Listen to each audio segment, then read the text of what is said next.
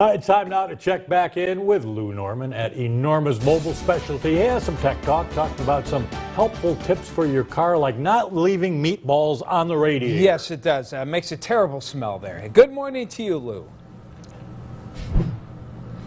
Good morning, Tom. Good morning, Dave.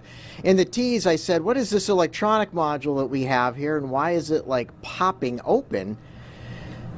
Well, this electronic module here, this is a blind spot sensor. There's typically two of them in the car, and they're usually mounted in the rear bumper, and they're exposed. And this is the result. This is the result of Erie winters. Of course, these are the things that notify you and let you know if there's someone to the left of you or the right of you, and you'll get a little amber indicator on your side view mirror to let you know if there's a car next to you. So when these go bad, what can happen is that little yellow indicator on your side mirror could be on solid. And if it's on solid, that's your first clue. And the reason that can be bad is not only is your blind spot sensor not working, but this can actually prevent your vehicle from starting. Because this is one of the vehicle's computer modules, once it goes offline, your car kind of like doesn't like that. And if all the computers aren't functioning properly, your car is not going to start. So where do you go if this happens? Well, you can go to your car dealer. You can go to an electronic specialist like us. We can fix that. Your car dealer can fix it. Now, because of these failing, and they're failing with cars that are 2016, 2017, 2018. Some of these cars are coming in with 50,000 miles on them.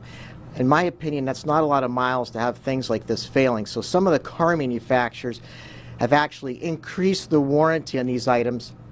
Normally a car will have a 3-year, 36,000 bumper to bumper.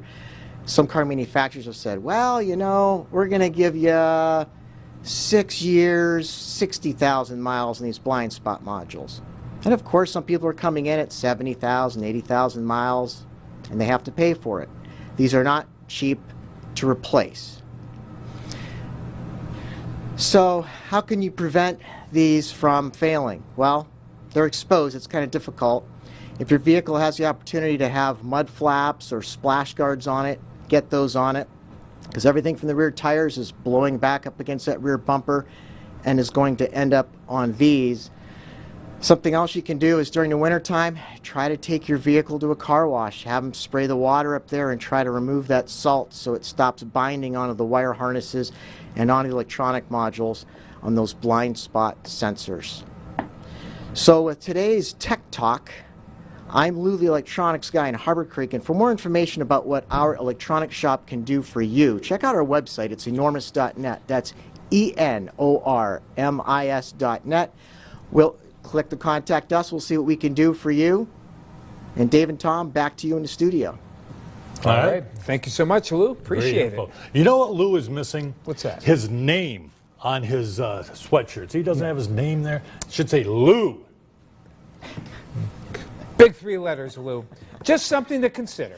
Maybe next time. Thank you, Lou. Thanks, Lou. It's 10 minutes now away from 7 o'clock. He's shaking his head like Scott Mitchell does when we end his segment. It's spreading. The disease is spreading. Current temp, by the way, is 32.